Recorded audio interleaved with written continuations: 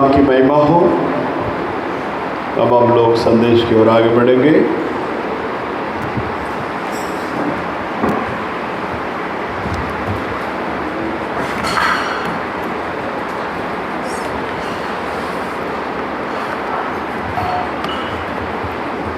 पढ़ेंगे उत्पत्ति का किताब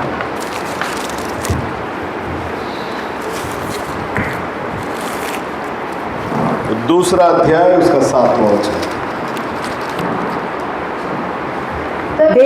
तब यहोवा परमेश्वर ने आदम को भूमि की मिट्टी से रचा। जब यहोवा परमेश्वर ने आदम को भूमि की मिट्टी से रचा, भूमि के मिट्टी से रचा और उसके नथनों में जीवन का श्वास फूंक दिया, और उसके नथनों में जीवन का श्वास फूंक दिया, और आदम जीवित प्राणी बन गया। தேவனாகிய கர்த்தர் மனுஷனை பூமியின் மண்ணினாலே உருவாக்கி ஜீவ சுவாசத்தை அவன் நாசியிலே ஊதினார், மனுஷன் जीवात्मावानान। आमीन। आमीन। आइए हम दुआ करेंगे।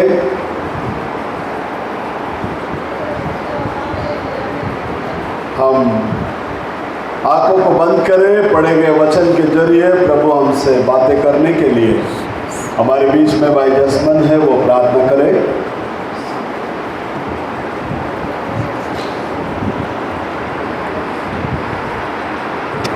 धन्यवाद प्रभु यीशु मसीह, आपके नाम को कोटि कोटि धन्यवाद हो प्रभु यीशु मसीह। आप इस सुंदर से समय हमें एकत्रित किया, इसके लिए आपको कोटि कोटि धन्यवाद देता हूँ प्रभु यीशु मसीह। आपने परमेश्वर जो भाया है उन्हें भी आशीष करना, और जो आने वाले प्रभु यीशु उन्हें भी आशीष करना प्रभु यीशु मसीह। जो वचन पढ़ा गया प्रभु यीशु मसीह, वाकई में आपने हमें मिट्टी से लेकर बनाया प्रभु यीशु मसीह। हमारे हर एक प्रभु यीशु मसीह आपने प्रभु यीशु मसीह बनाया हुआ चीज़ है प्रभु यीशु मसीह, इसे आप ही संभालना प्रभु यीशु मसीह। और जो वचन बोला जाएगा प्रभु यीशु मसीह, वो हमारे दिलों को छूने आप कृपा और दया अनुग्रह करना प्रभु यीशु मसीह। भाई को छुपा कर आप प्रकट होकर प्रभु यीशु में आपके द्वारा वचन दीजिए प्रभु यीशु मसीह, हमें समझने ज्ञान और बुद्धि दीजिए यीशु मसीह के मीठे नाम से मांगता हूं। आमीन। हम लोग बैठ सकते हैं।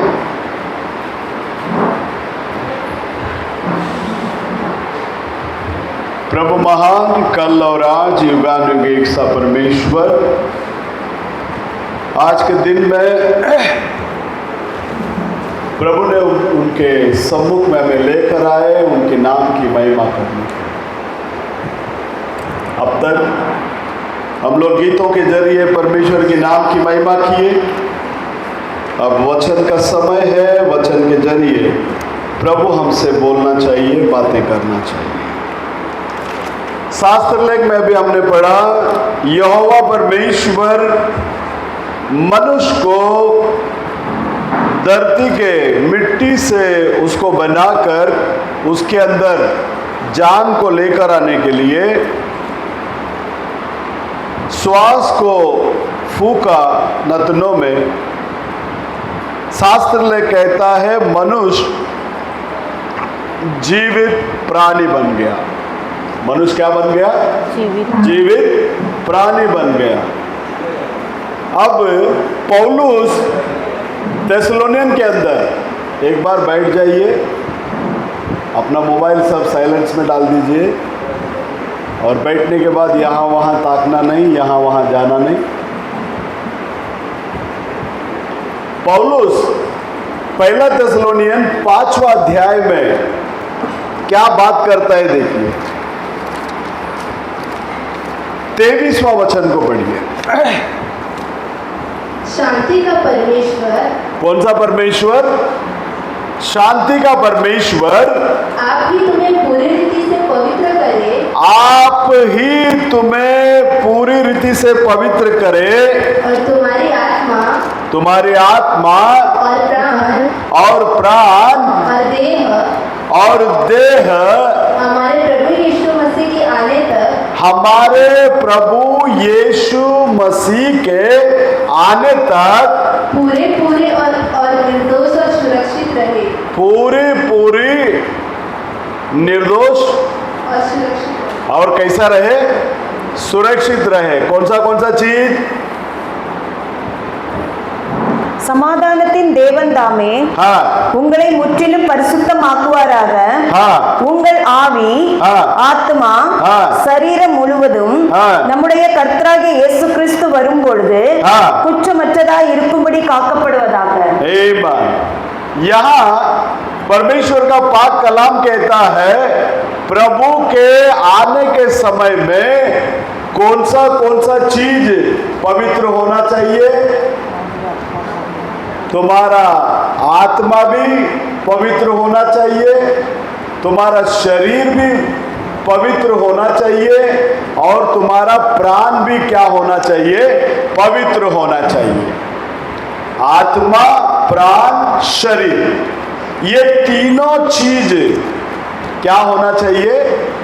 पवित्र होना चाहिए। अब देख लेना, परमेश्वर कहता है प्रथम स्थान में किसको लेकर आता है? वो वचन को फिर से पढ़ो। சமாதானத்தின் தேவன் தாமே हाँ உங்களை முற்றிலும் பரிசுத்தமாக்குவாராக. टोटली हाँ உங்கள் ஆவி, हाँ ஆத்மா, पहला क्या लेकर आ रहा है इधर? ஆவி, आत्मा को लेकर आ रहा है। सेकंड में किसको लेकर आ रहा है? प्राण, प्राण को लेकर आ रहा है। शरीर, थर्ड में किसको लेकर आ रहा है? शरीर। शरीर को लेकर आ रहा है। लेकिन अब जमाना कैसा हो गया? अब लोगों के बीच में क्या प्रथा आ गया? पहला शरीर, पहला क्या? शरीर। लेकिन प्रभु क्या चाहता है? पहला तुम्हारा आत्मा। अगर आत्मा के अंदर सुधारण आ गया, तुम्हारे प्राण के अंदर भी सुधारण आ गया। तुम्हारे प्राण के अंदर अगर सुधारण आ गया, तुम्हारा शरीर के अंदर ऑटोमेटिकली सुधारण आ जाएगा। तो इसका मतलब हमारा पहला शुरुआत किधर से होना चाहिए? हमारी आत्मा से होना चाहिए। हमारी आत्मा, इस आत्मा को दिया कौन? परमेश्वर ने दिया। तमिल आत्माன்றது வேற, हिंदी में आत्मा जो बोल रहा है ये अलग है। आत्मा स्पिरिट को आत्मा बोलता है और प्राण को जो सोल है उसको तमिल में आत्मा बोलता है ना। इनके முதல்ல पहला किसको लेकर आता है? स्पिरिट को लेकर आता है। तो परमेश्वर के अंदर प्रिय लोगों, नीति सूत्र के अंदर यदि आप देखेंगे, परमेश्वर का दिया हुआ आत्मा मनुष्य के लिए दीपक है। क्या है? மனுஷனுக்கு தேவன் தந்த ஆவியானது அது என்னவா இருக்குதா? दीपमा இருக்கு। मनुष्य को जो परमेश्वर ने दिया वो आत्मा कैसा है? दीपक है। इसका मतलब परमेश्वर ने जो आत्मा दिया वो आत्मा हमारे लिए क्या है? दीपक है। और ये दीपक सही रीति से जलेगा तो शास्त्र ले कहता है, भजन संगीत 119 में 105 वचन को पढ़िए।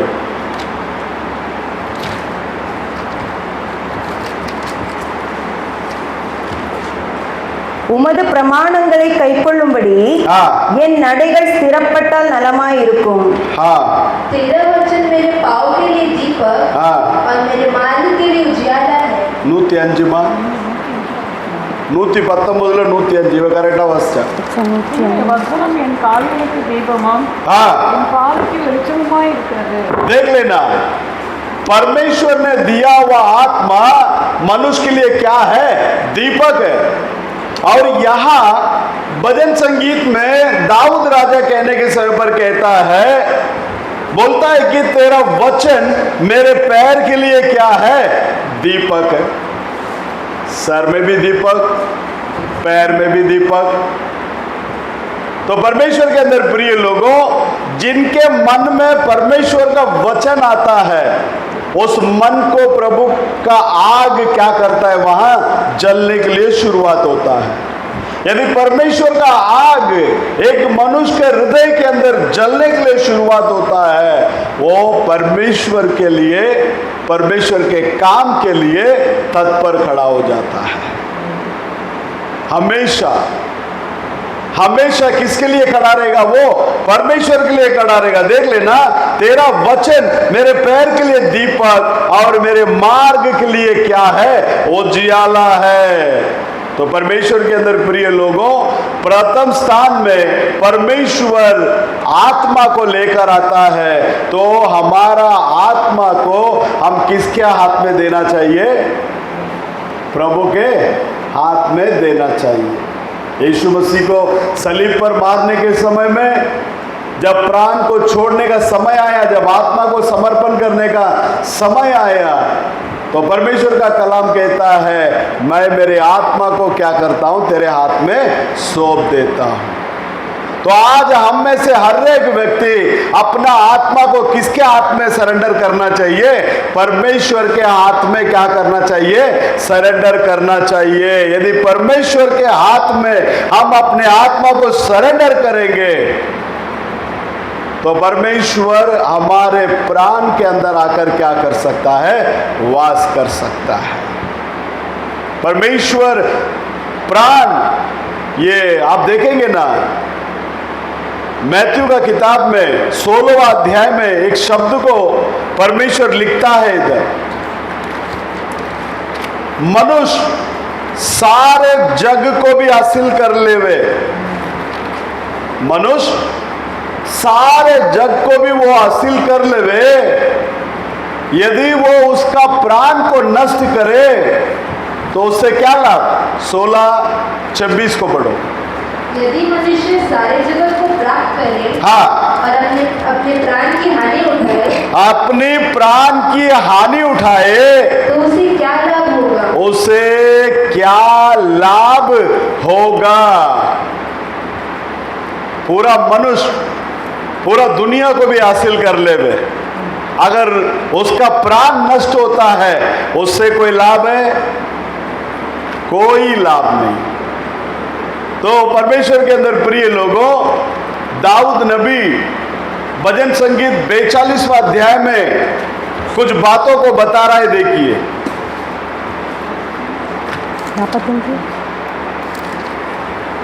42 में 1 और 2 को पढ़ो। என் இருதயம் நல்ல விசேஷத்தினால் பொங்குகிறது. நான் ராஜாவை குறித்து பாடின கவியை சொல்லுகிறேன். 42:1 மானானது நீரோடைகளை வாஞ்சித்து கதறுவது போல தேவனே என் आत्मा उम्मे वांछित कदरुகிறது. अभी ये प्राण किसके ऊपर प्यासा होना चाहिए? हरण पानी के लिए जैसा हाफती है, वैसे मेरा प्राण किसके लिए? तेरे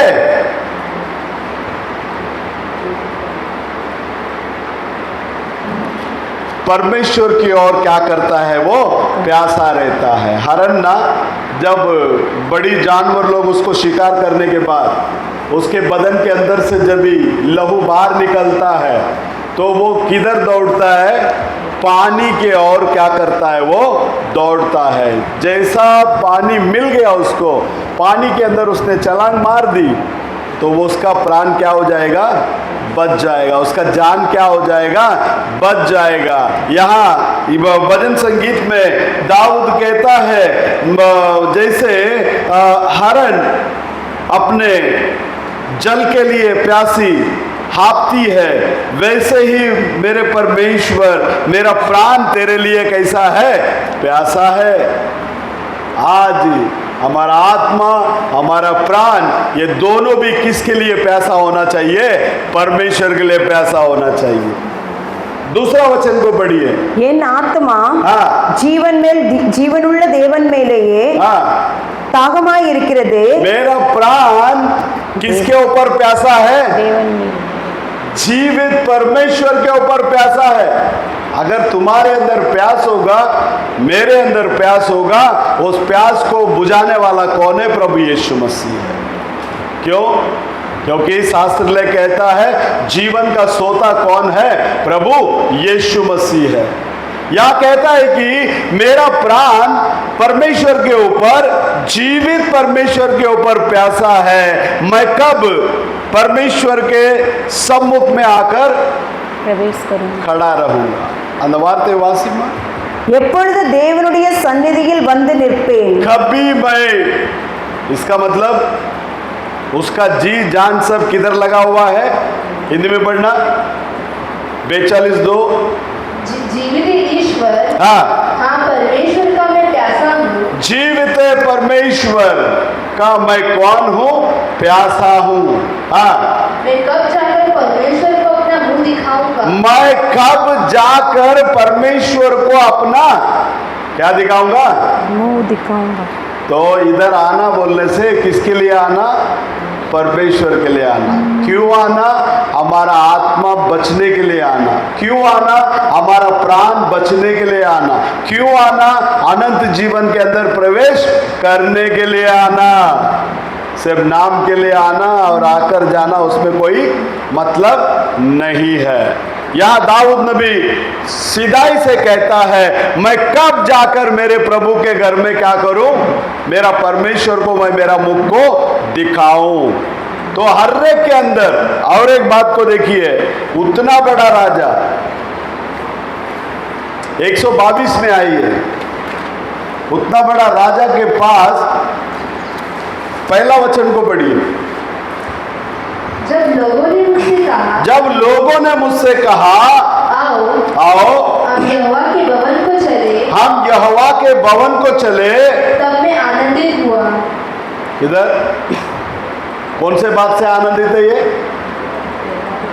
किधर से? परमेश्वर का घर में जाने के लिए क्या है वो दुखित है। आजकल लोगों को चर्च में आने का बोलने से कंटाला आता है। अगर आज कंटाला करेगा, कल के दिन नरक का अग्नि में जलेगा। याद रखना, ये प्रभु का घर है। प्रभु का घर में आने के लिए बिल्कुल क्या नहीं होना चाहिए? कंटाला नहीं होना चाहिए। परमेश्वर के अंदर प्रिय लोगों, इतना बड़ा जो बकरी के बीच में घूमने वाले को परमेश्वर ने किधर लेकर जाकर खड़ा किया?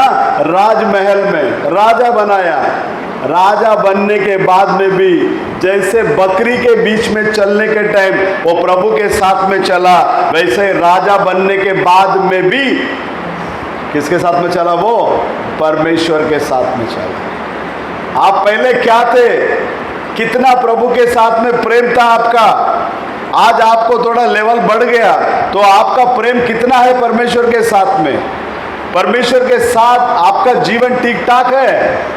या शास्त्र कहता है, आओ हम परमेश्वर के घर में चले, तो मेरा मन क्या हो गया? आनंदित हो गया। प्रत्येक संस्था वाला क्रिश्चियन और मैसेज वाला क्रिश्चियन, ये दोनों में जमीन आसमान का अंतर है। मैसेज वाला प्रभु को जानकर समझकर उसको आराधना करने के लिए आता है। जी जान से प्रभु को क्या करने के लिए आता है? वो आराधना करने के लिए आता है। वो चीज आज हमारे अंदर क्या नहीं हो रहा है? दिखने में नहीं आ रहा है। कितने सालों से है हम लोग, हमारे अंदर वो क्या होना चाहिए? तभी हम बोल सकता है मैं मैसेज वाला है, तभी मैं बोल सकता है मैं मैसेज वाली हूं। परमेश्वर के अंदर प्रिय लोगों, यहां प्रभु का घर में आना 42वां अपना 82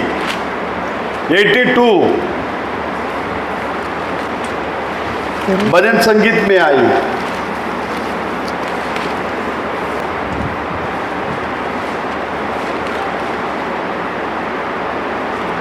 ये 84 में आई है, सॉरी, पहले से ही पढ़िए।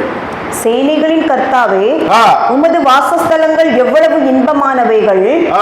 என் ஆத்துமா கர்த்தருடைய ஆலய பிரகாரங்களின் மேல் வாஞ்சியும் தவனமுமாய் இருக்கிறது. ஆ. என் இருதயமும் என் மாம்சமும் ஜீவனுள்ள தேவனை நோக்கி கம்பீர சத்தமிடுகிறது.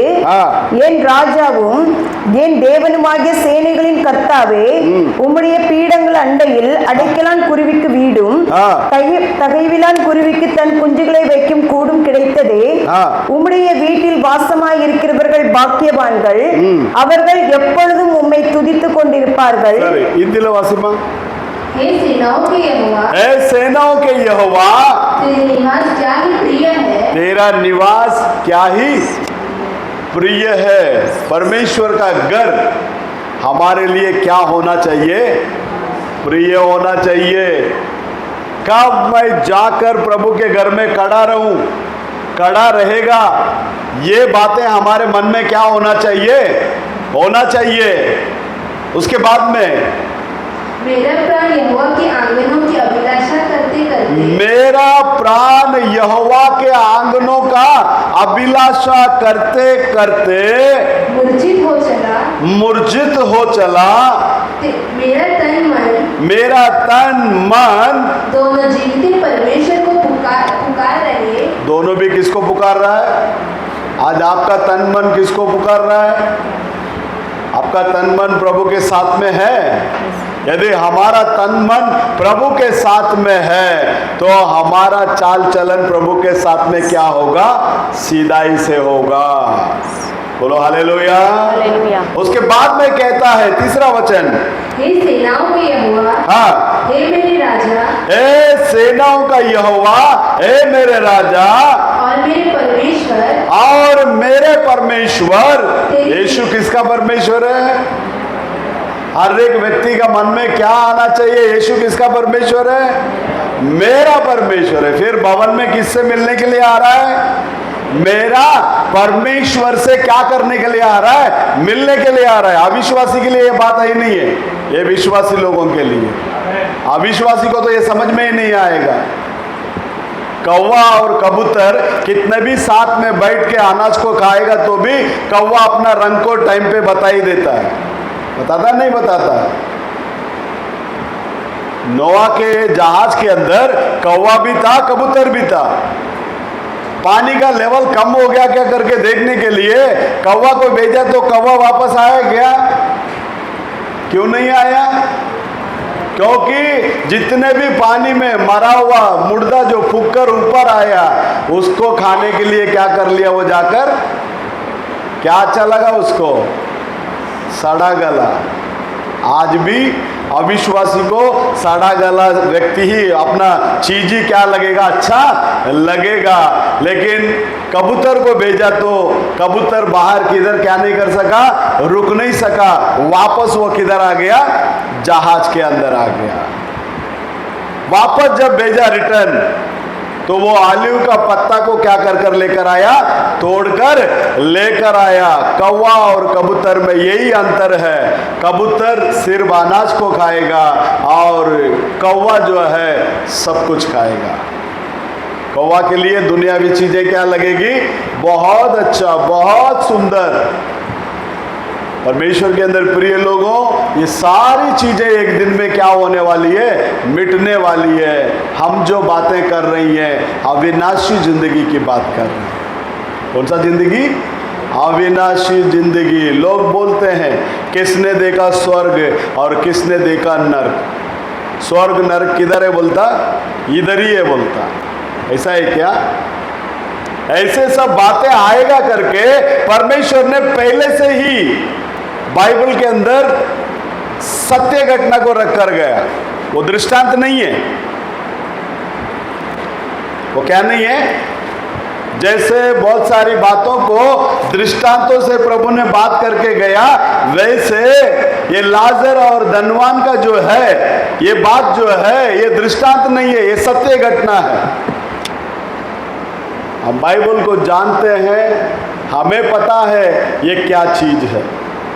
लूक 16वां अध्याय में आइए, 24वां वचन को पढ़िए। 24 அப்பொழுது அவன் தகப்பனாகிய ஆபிரகாமே, நீர் எனக்கு இறங்கி லாசருவின் விரலின் நுனியில் தண்ணீரை தொய்த்து ஆ. என் நாவை குளிர பண்ணும்படி ஆ. அவனை அனுப்ப வேண்டும். ஆ. இந்த அக்கினி ஜுவாலையில் வேதனைப்படுகிறேன் என்று கூப்பிட்டான். ये हिंदी में पढ़ना।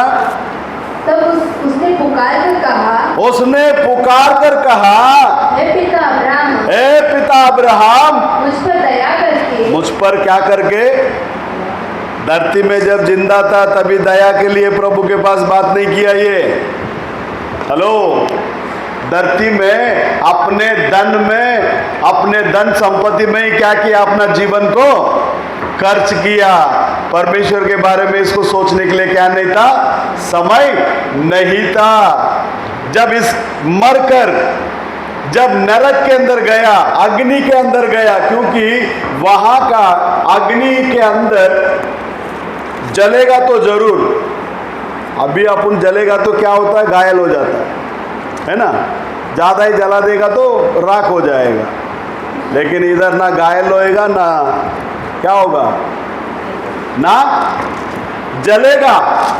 देख लेना उसके बारे में कैसा प्रभु बात कर रहा है। देख, वो जो व्यक्ति बिना शादी का कपड़ा का जो पहुंच गया था ना शादी में, हाँ, जब परमेश्वर आया देखने के लिए, भाई ये कैसा क्या इधर अंदर आ गया, तो बोलो तो वो बीच के रास्ते से क्या कर लिया? वो अंदर घुस गया। लेकिन प्रभु ने क्या किया? उसको 11वां वचन बोलता है, देखो मत्ती 22 में 11।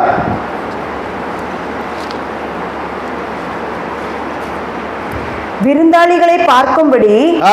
ராஜா உள்ளே பிரவேசித்த போது ஆ. கல்யாண வஸ்திரம் தரித்திராத ஒரு மனுஷனை அங்கே கண்டு, ஆ. சிநேகிதனே, ஆ. நீ கல்யாண வஸ்திரம் இல்லாதவனா இங்கே எப்படி வந்தாய் என்று கேட்டான். ஆ. அதற்கு அவன் பேசாமல் இருந்தான். ஆ. அப்பொழுது ராஜா ஆ. பணிவிடைக்காரரை நோக்கி, ஆ. இவனை கையும் காலும் கெட்டி ஆ. கொண்டு போய் அழுகையும் பற்கடிப்பும் உண்டாயிருக்கிற புறம்பான இருளிலே போடுங்கள் என்றான். எப்படிப்பட்ட இடமா அது? अल्लुगई किस तरह का जगह है वो? रोना रोना और छाती पीटना, दांत पीसना। हाँ वासिमा। जब राजा अतिथियों को देखने भीतर आया तब उसने वहाँ एक मनुष्य को देखा जो विवाह का वस्त्र नहीं पहना था। उसने उससे पूछा, हे मित्र, तो विवाह का वस्त्र पहने बिना यहाँ क्यों आ गया? उसका मुंह बंद विवाह के वस्त्र के बिना क्यों आ गया? हाँ, उसका मुंह बंद हो गया। उसका मुंह क्या हो गया? बंद हो गया। अभी प्रभु के लिए मुंह खोलो तो वहां भी हमारा मुंह खुला हुआ रहेगा, क्योंकि यहाँ हम जितना स्तुति धन्यवाद करते हैं, इससे कई गुना ज्यादा हम वहां प्रभु के लिए स्तुति धन्यवाद करने वाले लोग बनेंगे। हाँ, तब राजा ने सेवकों से कहा, इसके हाथ पांव को बांधकर उसे बाहर अंधियारे में डाल दो। उसको किधर डाल दो? अंधियारे में डाल दो। वहाँ रोना और दांत पीसना होगा। वहाँ क्या है? रोना है और दांत पीसना है। यहाँ लाजरस क्या देख रहा है? लाजरस वहाँ अधलोक में वो क्या कर रहा है? 23वां वचन को पढ़ो।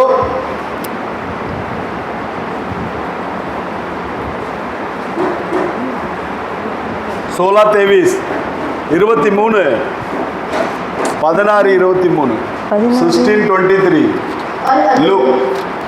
हाँ, और अधोलोक की उसने पीड़ा में पड़े हुए अपनी आंखें उठाई और दूर से अब्राहम की गोद में लाजर को देखा। दूर से मतलब अधलोक और ये सुखलोक के बीच में अंतर दूर से देख रहा है। हाँ, तब उसने पुकार कर कहा, हे पिता अब्राहम। इसका मतलब ये धनवान कौन है? अब्राहम को पिता करके पुकार रहा है। ये यहूदी है। ये कौन है? ये यहूदी है। हाँ, मुझ पर दया करके लाजर को भेज दे। मुझ पर दया करके किसको भेज? लाजर को भेज दे, ताकि वो अपनी उंगली का सिरा ताकि वो अपने उंगली का सिरा पानी में भिगोकर मेरे जीभ को ठंडी करे। पानी में भिगोकर किसको ठंडी करे? जीभ को ठंडी करे। क्योंकि मैं ज्वाला में तड़प रहा हूँ। मैं इधर क्या कर रहा हूं? ज्वाला में। अगर आज कोई व्यक्ति यीशु मसीह को रिजेक्ट करके यीशु से दूर जाता है, उसका हाल यही है। लेकिन लाजरस जब मरा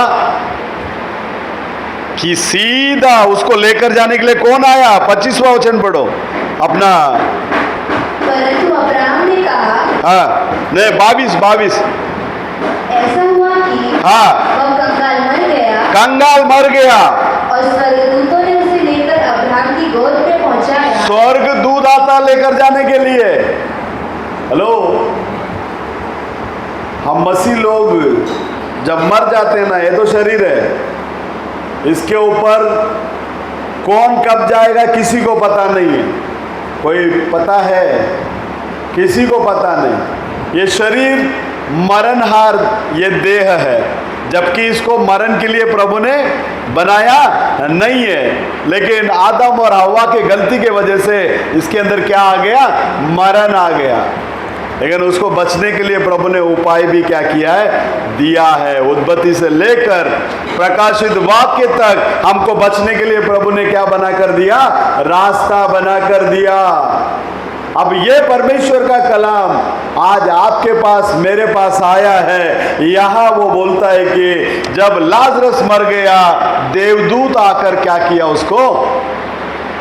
आज हमारे मन में ऐसा विश्वास होना चाहिए, आज के दिन में यदि मैं मरूं, मुझे लेने के लिए देवदूत आकर लेकर जाएगा। इसके लिए मसीह लोग कभी भी क्या नहीं करते? मरण से डरते नहीं। अगर डरता है तो वो मसीह नहीं। मरण के लिए अगर डरता है कोई व्यक्ति तो वो कौन नहीं है? मसीह है ही नहीं। मसीह जन मरण के लिए कभी भी क्या नहीं करेगा? नहीं डरेगा। क्यों नहीं डरेगा? क्योंकि मसीह जन के लिए जन्म जितना महत्व है, उससे भी बढ़कर मरण महत्व है। ये पाप में दुनिया के अंदर हम आए, लेकिन प्रभु यीशु मसीह के लहू से हमारे सारे पाप धोकर शुद्ध करके पवित्र करने के बाद यदि हम निद्रा के अंदर जाते हैं तो हम प्रभु के पास जाते हैं। दो तरह का रेस के बारे में नबी बात करता है। कुछ नहीं है, मरण आपको कुछ नहीं करता। इस दुनिया से तुमको उठाकर उस दुनिया के अंदर लेकर चला जाता है। कौन सा दुनिया? ये दुनिया के अंदर सब कुछ लफड़ाबाजी है, रोना है, छाती पीटना है ना, क्रोध है, विरोध है, सब कुछ है। लेकिन तुम उस दुनिया के अंदर जाओगे जहां कुछ भी नहीं, वहां पूरा का पूरा क्या है? शांति शांति है और आनंद ही आनंद रहेगा। तो परमेश्वर के अंदर प्रिय लोगों, आज के बाद अगर कोई आपसे कहे किसने देखा स्वर्ग और नरक, तो ये बात को जरा उनको क्या कर देना? बता देना। स्वर्ग है और नरक भी क्या है। लेकिन हमें अनंत जीवन के अंदर जाना है।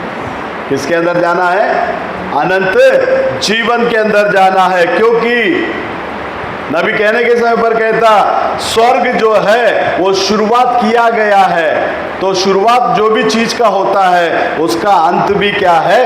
होता है। लेकिन अनंत जो है, ना तो इसका कोई शुरुआत है ना तो इसका कोई अंत है। क्या? बिल्कुल नहीं। क्यों नहीं है? क्योंकि अनंत कौन है? वो परमेश्वर है। वो परमेश्वर कौन है? वो प्रभु यीशु मसीह है। पिछले साल में हम लोग एक बाइबल कॉलेज के अंदर गए थे करजत में। वो बाइबल कॉलेज का प्रोफेसर बात करने के टाइम में बोलता है, अनंत नरक। क्या करके बोला? अनंत नरक। अनंत नरक है क्या? ट्रांसलेशन मिस्टेक है। नित्य आकने को लागत तीर्कपड़ नित्य आकनी वरों, वो ट्रांसलेशन मिस्टेक है। अनंत केवल और केवल एक ही है। जैसा उसका सब्जेक्ट खत्म हो गया, खत्म होने के बाद आपको कोई प्रश्न है तो पूछ सकता है। बोला, मैं बोला ये क्या है? अनंत जीवन और अनंत नर्क, ये दोनों का क्या बोलते हैं डेफिनेशन, मेरे को जरा समझाओ। बोलता वो आग जलते रहेगा। मैं बोला जलते नहीं रहेगा, हर एक चीज के लिए एक सीमा है। हर एक चीज के लिए क्या है? एक सीमा है। जब शुरुआत होता है तो उसका क्या है? अंत भी है। तो नरक के लिए अनंत नहीं है, नरक के लिए एक पीरियड है। हो सकता है 1000 साल या करोड़ साल या लाख साल, कितना भी साल हो सकता है, लेकिन उसके लिए क्या है? सीमा है। लेकिन अनंत जीवन के लिए क्या नहीं है? एक सीमा है ही नहीं। तो परमेश्वर के अंदर प्रिय लोगों, आप और मैं प्रभु यीशु मसीह को इसके लिए अपना उद्धार करता करके हमने स्वीकार किया, हमें अनंत काल तक जीवित रहना है। बोलो हालेलुया। हालेलुया। किधर तक? कहाँ तक? अनंत काल तक। देखो, संपत्ति जो है ना, कुछ हद तक कमाने के लिए तुम दड़ पड़ेगा। उसके आगे जो ज्यादा आ जाता ना, फिर सुलेमान जैसा बोलना पड़ेगा। सुलेमान बोला सारा चीज माया माया माया, व्यर्थ व्यर्थ व्यर्थ। मैंने ये करके देखा, मैंने वो करके देखा, है ना। सभा उपदेशक में लिखता है सब कुछ करके देखा, आखिर में बोलता सारा चीज क्या है? हेलो, मसीहत के अंदर का बेस बुनियाद क्या है? हमको पवित्र आत्मा का अनाइंटिंग मिलना और अनंत जीवन के लिए हमारा दौड़ना। सही है? अनंत काल के लिए हमारा क्या होना चाहिए? दौड़ होना चाहिए। और हमेशा हम किससे भरा हुआ रहना चाहिए? परमेश्वर का अभिषेक से भरा हुआ होना चाहिए। बोलो हालेलुया। दाऊद नबी बोलता है, मालूम है, मैं बिस्तर में पड़ा हूँ, मैं सोया हुआ हूँ, लेकिन मेरा प्राण जागता है। मेरा प्राण क्या करता है? जागता है। क्यों प्राण जागता है? प्राण के अंदर किसका आत्मा है? परमेश्वर का आत्मा है। वो आत्मा किसके साथ में कनेक्ट करेगा? परमेश्वर के साथ में कनेक्ट करेगा। आज हमारा भी हाल ऐसे होना चाहिए, हम कहीं पर भी खड़े होंगे, हमारा कनेक्शन डायरेक्ट ऊपर किसके साथ में संपर्क रहना चाहिए? परमेश्वर के साथ में संपर्क रहना चाहिए। यदि हमारा कनेक्शन प्रभु के साथ में, हमारा प्राण का कनेक्शन होगा ना परमेश्वर के अंदर, प्रिय लोगों, ये दुनिया में ऐसा कोई भी चीज तुम्हारा मन को तृप्त नहीं कर सकता, उतना तृप्त जो है परमेश्वर का आत्मा तुम्हें दिलाएगा। प्रभु ने खुद बोला है ना, मैंने मेरे शांति को तुम्हें देकर जा रहा हूं। किसका शांति? मैंने मेरे ही शांति को तुम्हें क्या कर रहा हूं? दिए जा रहा हूं। तो आज आपको और मेरे को जो शांति मिला है वो किसका है? प्रभु यीशु मसीह का है। तो हमारी जिंदगी के अंदर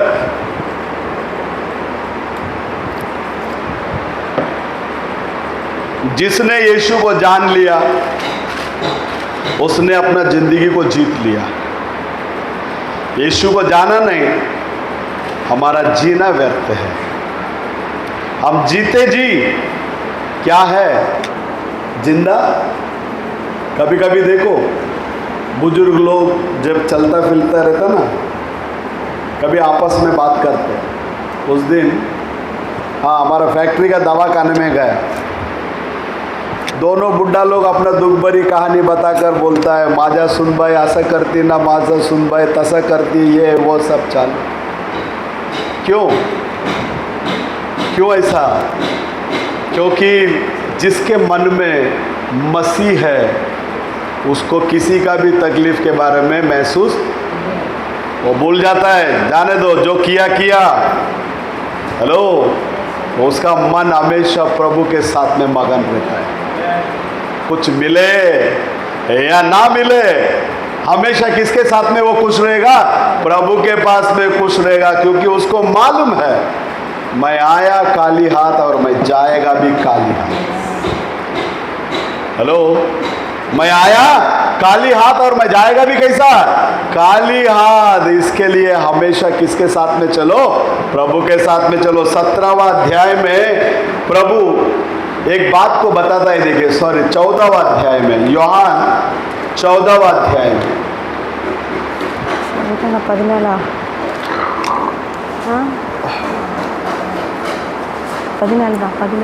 पहला वचन को पढ़िए।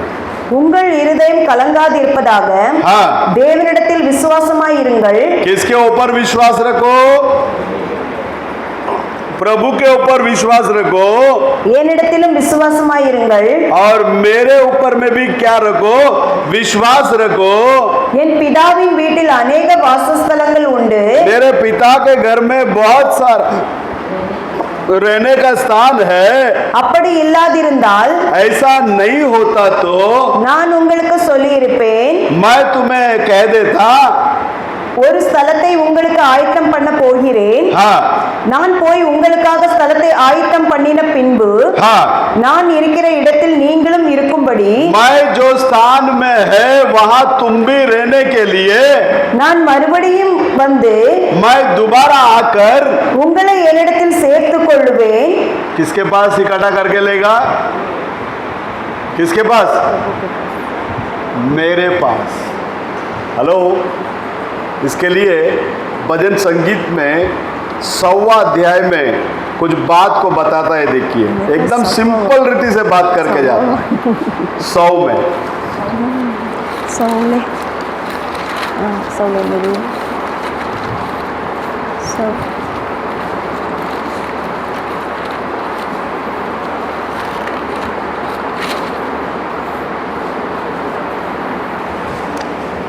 तीसरा वचन पढ़िए। கர்த்தரே தேவன் என்று அறியுங்கள். हाँ, நாம் அல்ல, हाँ, அவரே நம்மை உண்டாக்கினார். हाँ, நாம் அவர் ஜனங்களும் हाँ, அவர் மேய்ச்சலின் ஆடுகளுமாய் இருக்கிறோம். हम लोग कौन है? किसका लोग है? நாம் அவர் ஜனங்களும் அவருடைய மேய்ச்சலின் என்னவா இருக்கிறோம்? ஆடுகளா இருக்கிறோம்। हिंदी में पढ़ना बेटा। निश्चय जानो कि निश्चय जानो कि यहोवा ही परमेश्वर है। कौन परमेश्वर है? यहोवा ही परमेश्वर है। उसी ने हमको बनाया उसी ने हमको क्या किया? बनाया। और हम उसी के हैं। और हम किसका है? उसी के हैं। हम उसकी प्रजा हम उसकी प्रजा और उसकी चराई के भेड़े हैं। और हम उसकी चराई के कौन है? भेड़े हैं। वो आकर हम लोगों को अपने साथ ले लेगा। किसके साथ? प्रभु यीशु मसीह के साथ। क्यों? क्योंकि उसी ने हमें क्या किया है? बनाया है। और उसी ने हमारे लिए क्या किया है? मरा है। और उसी ने हमारे लिए क्या किया है? अपने बहुमूल्य लहू को बहाया है। इसलिए 17वां अध्याय में तीसरा वचन में बोलता है, उसको जानना ही अनंत जीवन है। யோሐன் 17:3।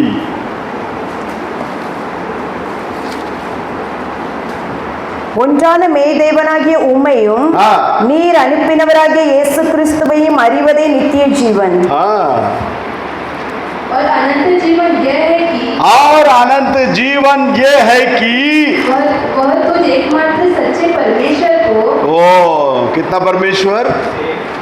एकमात्र सच्चे परमेश्वर। हाँ, और यीशु मसीह को और यीशु मसीह को जिसे तूने भेजा है जिसे तूने भेजा है जाने। क्या करे? அறிவதே நித்திய जाने। किसको जाने? यीशु मसीह को जाने। क्यों जाने? अनंत जीवन को पाना है तो किसको जाने? प्रभु यीशु मसीह को जाने। उसको जाने बगैर बाइबल के अंदर एक एक वचन ऐसा है ना, बोलता 2 जन एक ही बिस्तर में सोया रहेगा, एक जाएगा ऊपर, एक रह जाएगा इधर। 2 जन खेती में काम करते रहेगा, एक जाएगा ऊपर, एक क्या है? सोचो। हमारा जीवन ऐसा नहीं होना चाहिए। यदि हम 2 जन बेड में हैं, दोनों जन उठाए ले जाने में जाना चाहिए।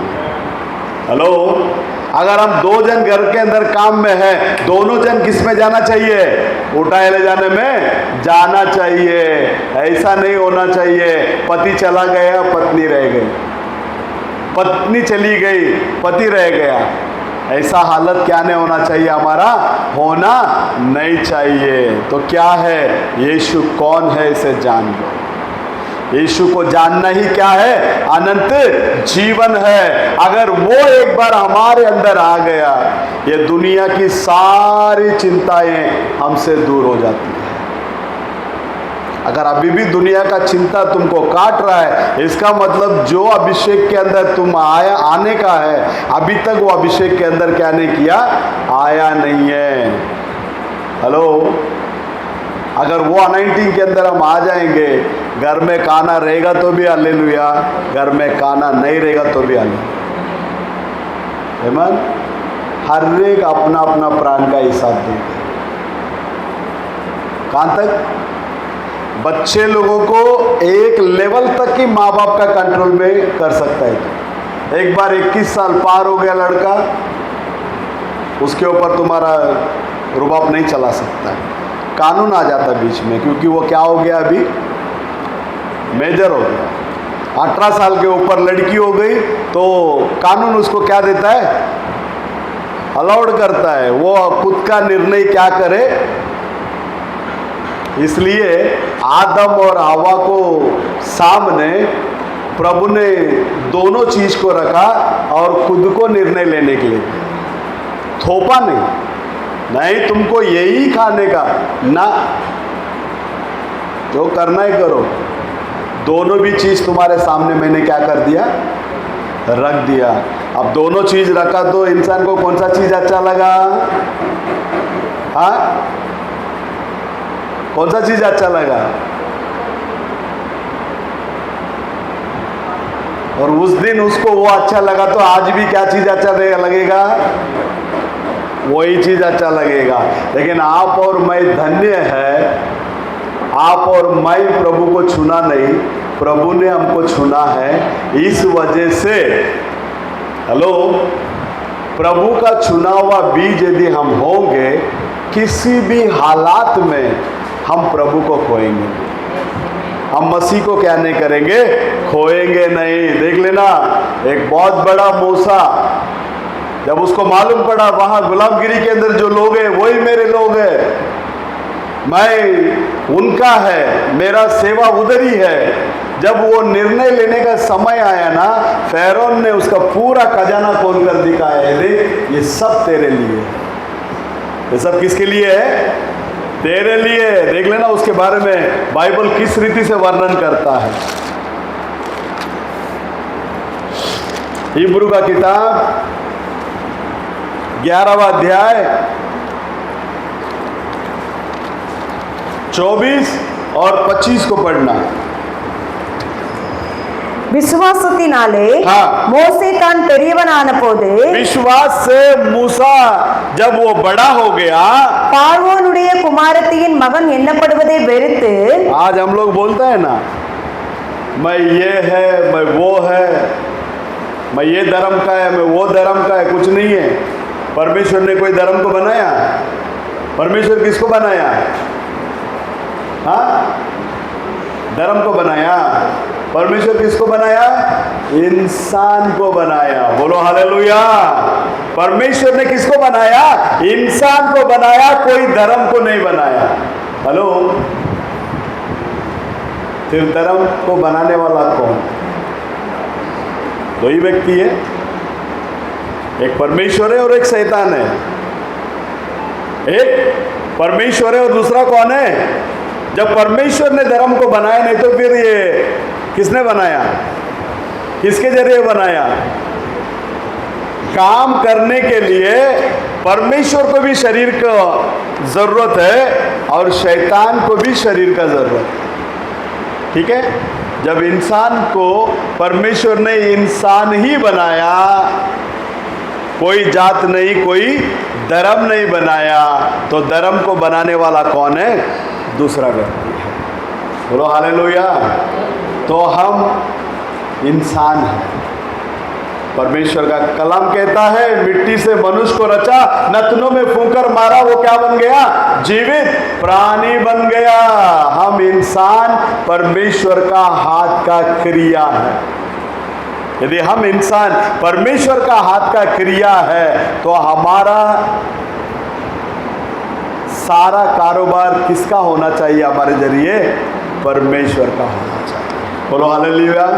लेकिन शैतान बड़ा चालाकी से लोगों को क्या कर दिया? परमेश्वर से दूर करने के लिए अलग अलग चीजों को लेकर आकर अलग अलग चीजों में लोगों को क्या कर कर रख लिया? पकड़ कर रख लिया। यहां अनित्यमान है।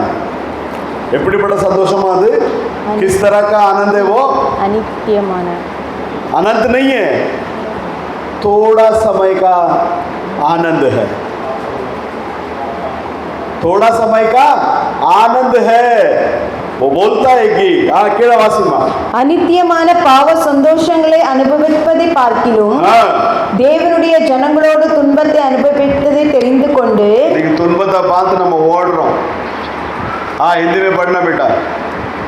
विश्वास ही से मूसा ने सयाना होकर फिरौन की बेटी का पुत्र कहलाने से इनकार किया, इसलिए कि उसे पाप में थोड़े दिन के सुख भोगने से। पाप में कितना समय का सुख है? वो थोड़ा दिन का सुख है।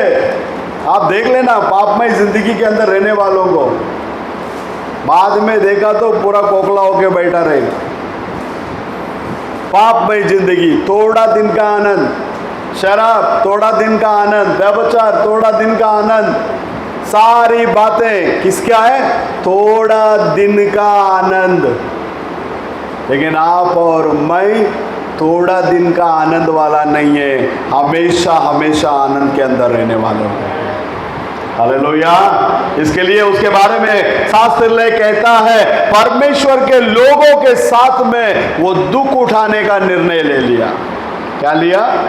किसके साथ? परमेश्वर के लोगों के साथ। जैसा तुम्हारा संगति रहेगा वैसा ही तुम्हारा सारा चीज होगा। इसके लिए भाई बलराम बोलता तुम्हारा दोस्त कौन है करके बताओ, तुम कौन है करके मैं बताता है। वो सेम बात को कॉपी करके दिनकरन बहुत सारा मीटिंग में बात किया है। आज जितने भी लोग कर रहे हैं ना सब प्रॉफिट का ही नकल है।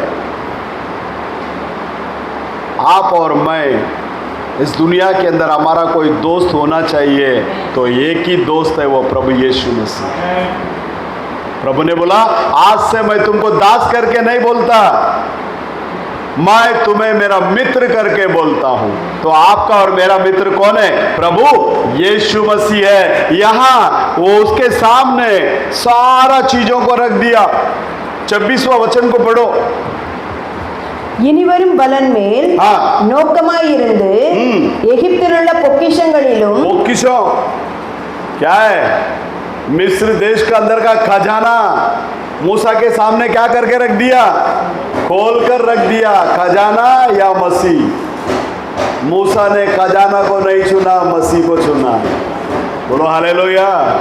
जब साधु सुंदर सिंह अपने जवानी में मसीह लोगों के विरोध में बहुत काम किया, जब मसीह ने उसको पकड़ा, जब मसीह उसको पकड़ने के बाद उसका जिंदगी बदल गई।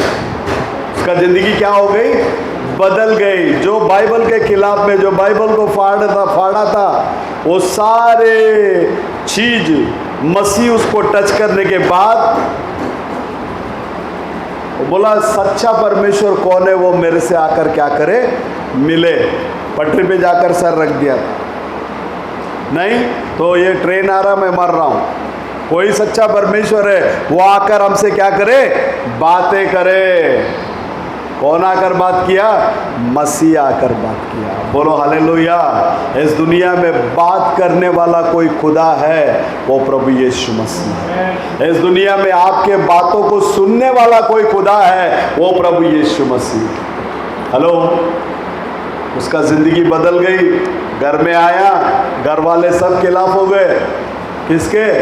साधु सुंदर सिंह के सेम कहानी, उसके सामने भी पूरा खजाना को घर वाले लोगों ने ओपन करके रख दिया, यीशु को छोड़, ये सब खजाना तेरा। साधु सुंदर सिंह बोला नहीं, मुझे ये खजाना, क्योंकि इसको मैं जाने के टाइम लेके जाने वाला है क्या, नहीं, मुझे ये खजाना नहीं चाहिए, मुझे जो खजाना मिला है वो बहुत बड़ा खजाना। जो मोती के बारे में बात करता है ना, अच्छा व्यापारी के सामने अगर अच्छा मोती आ गया, अपने पास जो कुछ भी है सबको बेच बाच कर वो अच्छा मोती को क्या कर लेता, मोल लेता। बोलो हालेलुया। वो अच्छा मोती कौन है? प्रभु यीशु मसीह। हमारे नज़र में प्रभु यीशु मसीह अच्छा मोती है, और यीशु मसीह के नज़र में आप और मैं अच्छा मोती है। बोलो हालेलुया। तो परमेश्वर के अंदर प्रिय लोगों, साधु सुंदर सिंह के घर वाले लोगों ने बहुत कुछ मनाने के बाद में भी जब वो मान नहीं रहा था, तो उसके खाने में जहर मिला के रख दिया, क्योंकि वो सिख धर्म का था। उनका पूरा कोशिश था हमारा बच्चा हमारा धर्म गुरु बने। हेलो, हमारा बच्चा क्या बने? हमारा धर्म गुरु बने। ये किसी भी बात में सहमत नहीं हुआ। जब बाहर आ गया तो ये लोग बोला इसको सीक्रेटली क्या करे, ख़त्म कर दे। तो खाना सामने आया, खाना को उसने प्रार्थना किया, खाना खा लिया। वो लोग सोच रहा था अभी मरेगा, बाद में मरेगा, थोड़ा देर में मरेगा। जहर क्या नहीं हुआ, असर नहीं किया। क्यों असर नहीं किया? क्योंकि उस भोजन के ऊपर उसने जब प्रार्थना किया, क्योंकि इसको मालूम नहीं है उसमें जहर है, उसके अंदर क्या है, जहर है करके इसको मालूम नहीं है। उसने प्रार्थना किया, उस जहर को प्रभु ने क्या कर दिया, खत्म कर दिया। देखो, उसको जब पकड़कर बंदी गृह में डालकर उसके ऊपर बिच्छुएं छोड़ा गया था। बिच्छू डंक मार रहा है, साधु सुंदर सिंह हंस रहा है। बिच्छू डंक मार रहा है, साधु सुंदर सिंह हंस रहा है। क्यों? क्योंकि उस बिच्छू का जहर उसके शरीर में क्या नहीं हो रहा है, असर नहीं कर रहा है। क्यों? क्योंकि उसको पूरा ईश्वरीय प्रेम से प्रभु ने क्या कर दिया, भर दिया। परमेश्वर के अंदर प्रिय लोगों, ये सारा चीज एक दिन में क्या होने वाला है, नाश होने वाला है। आखिर में 3 चीज, तुम्हारा आत्मा, प्राण और शरीर, ये तीनों भी कैसा होना चाहिए, पवित्र होना चाहिए। और इसको पवित्र करने के लिए ही प्रभु यीशु मसीह बलिदान हुआ। उस बलिदान का महत्व को जानो।